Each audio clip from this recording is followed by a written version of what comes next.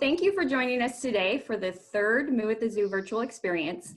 Today, we're going to take you on a journey to learn about environmental sustainability on a dairy farm, as well as Omaha's Henry Dorley Zoo and Aquarium. So first off, I'd like to tell you, if you have any questions at all, feel free to add those to the comment section here on Facebook, or you could post those on Instagram using the hashtag #MooAtTheZoo2020.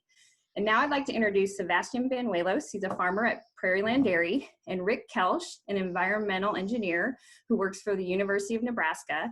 And they're going to talk about sustainability on the dairy farm today, as well as Stephanie Huettner, who heads up the green team at the zoo, that's going to talk about environmental sustainability at the zoo.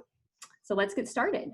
Our first question is for Sebastian. Sebastian, how do cows give back to the environment? Hey guys, welcome back to Prairieland. I'm Sebastian. So how do cows give back to the environment? So here at Prairieland, we try to use as little and get the most out of it as much as we can. We have the one part, the manure we separated that we use for the compost, and then the water part. So that water goes into our lagoons, and then we'll pump that water up to flush our pens again, and it'll restart the cycle over and over, and that way we're using as little fresh water as possible. The only times we want to use fresh water is when we're washing our milk tanks and when we're washing in the parlor. Other than that, we try to use as much recycled water as possible to have a smaller environmental footprint. So we're back here at our sand lane. So after we flushed our pens with the recycled water, here in these sand lanes, we'll reclaim sand and recycle that. Then the rest of the water will take the manure. Since the manure is lighter than sand, it'll just flow down and we'll separate it just by gravity, all natural, through a little mechanical separator. So where that leaves us is we get our big piles of sand, which we'll reuse, let it dry, and put it back into our pens, and the cows love that. And then the manure, once it gets separated, we'll let it dry for a bit, and it can go into one of two things.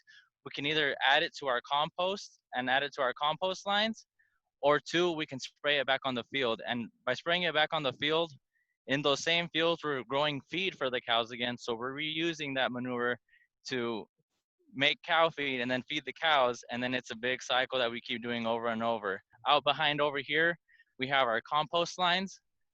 So there we mix it in with other natural organics, and we'll just churn it day by day until it's ready, and we'll make our final product through our screener, and it gives a really good compost product that many local people like to use, and local farmers as well. All right, Sebastian, can you tell us about your partnership with the City of Lincoln, where you take in local food waste? Right. So here I am in one of our compost piles. So we partner with Lincoln and various schools and different organizations, and we'll just take in different organic food waste that can be composted. So we'll take it in every day. So here you can see we have old kernel corn, old popcorn here. And basically this is the start of a compost. We'll mix it in with our manure, and this is how everything starts. And then to my right here, this is how it should end up. So this isn't completely done, but we'll turn it a couple more times, and then maybe in about 3 weeks, it'll be ready to screen and be ready to be sold as new compost. So basically, here's just an example of the before and after of how the composting process works. And it's not only popcorn, but we'll get different deals from the schools and just various little places. Right, and that would be food that would have otherwise gone to the landfill, correct? Right. So instead of going to the landfill, we get to reuse it and sell it again as compost, which will go back into either your garden or back out onto any fields. That is awesome. Just a reminder, if you have any questions for Sebastian or anyone throughout the field trip, please feel free to leave your questions below in the comment section, or you can share those on Instagram using the hashtag #MooAtTheZoo2020. So now we're going to turn it over to Steph Huettner at the zoo, and she's going to walk us through an example of how the zoo is committed to sustainability. Hi, Steph. Hi, everybody. So we do a lot of things here, similar to what Sebastian was just talking about with their composting. We also compost here at the zoo. So imagine we have lots and lots of different kinds of animals. Unlike Sebastian, not just cows that are helping make their own food. We have many, many different species of animals. So we try to collect as much of that leftover animal stuff, which could be bedding, it could be leftover food, it could be animal waste, and we compost that in a very similar fashion, but not here at the zoo. So we contract with a local actual composting facility that comes and picks up all of our waste and takes it away so they can do exactly what's happening at the farm there. Pretty cool stuff. We also have a lot of other things going on here at the zoo involving every single department. So right now we're standing in our gift shop, which might seem kind of crazy when I'm here talking about compost to start with. We've got a lot of cool stuff in this gift shop.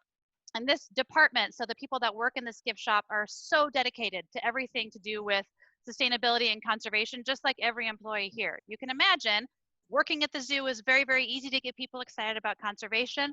We all care about saving the planet, the animals, and whatever it takes to do that. So right here, there's just one example of a really cool thing that you can find in the gift shop called the 4 ocean bracelets. And what that is for every bracelet that you buy, plastic waste is pulled from the ocean and gotten rid of the appropriate way. So one tiny example of a way that people that also don't work here, that visit the zoo, can come and help and make a difference. So other departments that are doing things that you might not think of would be like our gift shop warehouse. We've got a program here called the Hefty Energy Bag Program, which is these giant orange plastic bags. We work with First Star Recycling to collect any non-recyclable plastics, put them in that bag.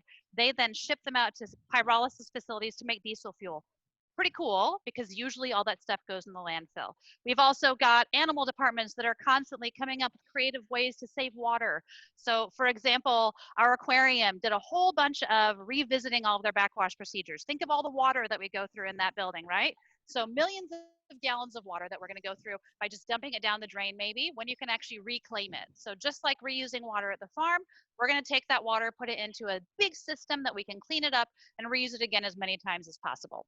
We also have areas of water that you may see at the zoo that maybe you don't think are really much of anything at all, but they're actually a retention pond. So when it rains here, lots of water is now on the ground on a lot of non-porous substrates. So like concrete, and asphalt is a little more than concrete, but that's got to all go somewhere, right? So we have these big collection ponds that can sit on the grounds and hold that water until it either saturates into the earth, or it can then be additional habitats for native species. So we might have frogs that are breeding in those ponds, or native waterfowl that might come visit, or if it happens to be near an animal exhibit, they can also use that. So we're all working together. Thank you, Sebastian, for showing us your lovely place. But it's great to see how awesome that we all are as far as conservation efforts. It is really wonderful to see how the zoo is really committed to finding ways to protect our environment. That's amazing. So now I'd like to take it back to Prairieland Dairy to Rick Koelsch. He's an environmental engineer with the University of Nebraska. And Rick, my question for you is, how is the compost that Prairieland Dairy produces, how is that important in protecting the environment? I work with environmental issues that people such as Sebastian and other livestock farmers deal with every day, and helping them find solutions to those kind of issues. And so that means I work a lot with animal poop, or as we prefer to call it, animal manures. People and animals all produce manure. That's just part of our biology, something we can't help. But what the challenge is how do we manage that after it's produced? And as we've begun to hear from Sebastian, they have using a lot of their manures in composting. They mix that with products that they buy products from other industries and recycle all of those nutrients. So what's the key for a dairy farm like Prairieland Dairy to be a good environmental steward? And that key that I think you want to remember is the word recycle that Sebastian talked about several times. And what I wanted to do is just take you on a short journey of how Sebastian recycles nutrients like nitrogen and phosphorus in their farm. It all really starts up at the front end of the animal. The animal eats feeds that are rich in energy and nutrients, and some of those nutrients are captured into dairy products that they then ship to your home and my home, as well as our schools. But some of those nutrients are also going to end up in the animal manures. And if we're not careful, those nutrients that are in manure can leak into the environment, and they can foul our drinking water and our lakes and streams. So dairy farms like Prairieland Dairy work hard at recycling those nutrients over and over again. And it starts with those nutrients that are in that manure being, first of all, captured every day of the year. put through this composting process that we saw some pictures of a little bit ago, and then stored until that right time of the year when those nutrients are going to be most valuable. Once that right time of the year comes, they feed those manure nutrients or that compost to their cropland. Those manure nutrients feed, first of all, many tiny organisms that exist in the soil, and that serves to enrich and improve the productivity of our soils here in Nebraska. And then some of those manure nutrients also get fed to the plants, to the corn and the soybeans that Sebastian grows on his farms. Those plants grow and they capture the energy from the sun, and they produce the food then for the animals, for the cows. And once we feed that back to the cows, we start this whole circle over again by producing more milk and more manure that we need to again think about how we recycle over again. So that recycling of those poop nutrients is fundamental to Sebastian being a good caretaker of our environment. When you think about environmental sustainability, what are you the most proud of when you think about animal agriculture? Well, I've been, through my career, we've been involved in a process of changing the impression that manure is a waste product to where it's now considered a resource, something that you value.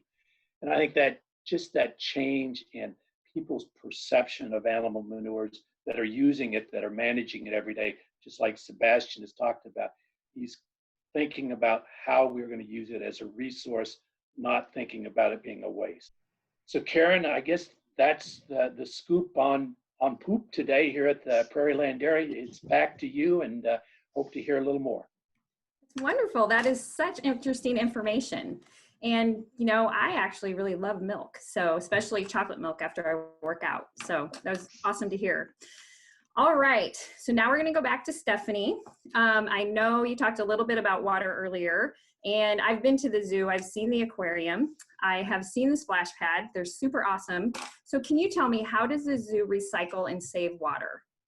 So the bulk of the recycling of water would happen in the aquarium. Everything else that we do, we can't really reclaim or capture that stuff. So what we do is we try to lessen our impact on water use by maybe not using it in the first place. So a really great example of that would be in some of our animal areas behind the scenes. So you know that keepers are typically hosing and scrubbing things. What we do is we try to reevaluate the need to hose things every single day. If you go to our gorilla building, for example, you'll see our big exhibit that has really thick mulch now for the substrate versus concrete that would have to be hosed and cleaned every day.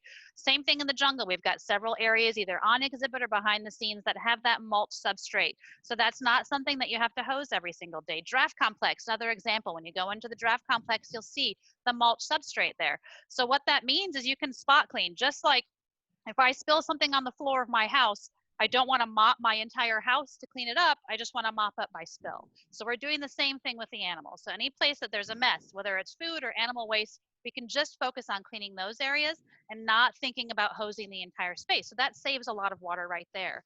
Another interesting thing that we have, so we have our green team, which is a group of extremely dedicated volunteers. And volunteer is a very strong word because all of these people have other jobs here. This is not any of our full-time jobs, but we all are dedicated and want to be a part of this effort. So we have a whole separate group of people, which I get to be part of as well, that we focus on looking at all of our utility statements. So we've got, it sounds super boring, I know, lots of graphs, lots of charts. So we've got all these people that sit around, look at numbers, and we evaluate things, we look at graphs, and we think, oh my gosh, they're using so much more of this, or maybe way less of this month compared to last month. So what happens then is we'll dive into any of those scenarios and we'll investigate what's going on. So either it's we are using a lot more water, or we are using a lot more electricity, and we'll try to find out why, because it literally could just be a problem. It could be someone forgot to turn something off. There's a crack in a line in a building that we never go into, and we go in and find out that there's something leaking and we fix it. Or on the flip side of that, if there's something way less than usual, we can go in and we can find out, what did they change? What are people doing differently? Is there like a behavior change that we could maybe replicate in other areas and see additional savings across the zoo? So that's a fantastic way to not only review all of these things in almost a real-time basis, but also to engage with multiple people.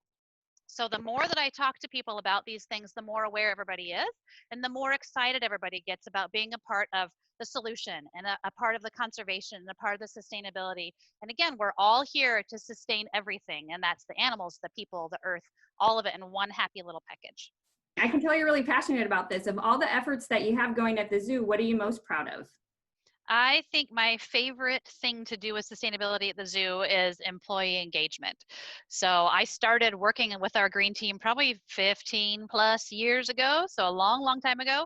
And to see where we started and where we are now is incredible. We've got departments represented at our green team meetings that were never part of anything before. I'm sure they had interest and I'm sure they had enthusiasm, but now I'm hearing about it. So everywhere I go when I walk around zoo grounds to do my regular job, which has nothing to do with sustainability, people are talking to me about it, which is incredible. And I get to hear great stories like hefty energy bags being incorporated into departments, or animal diet containers being incorporated in the successes and sometimes the failures. But then I also get to hear about how everyone's collaborating to solve all those problems and to come up with even better solutions than they had before. So again, it's incredible to see this like tiny little group of maybe 5 people that started eons ago to now it's literally the entire zoo. So the entire zoo is excited about conservation. The entire zoo is excited about sustainability.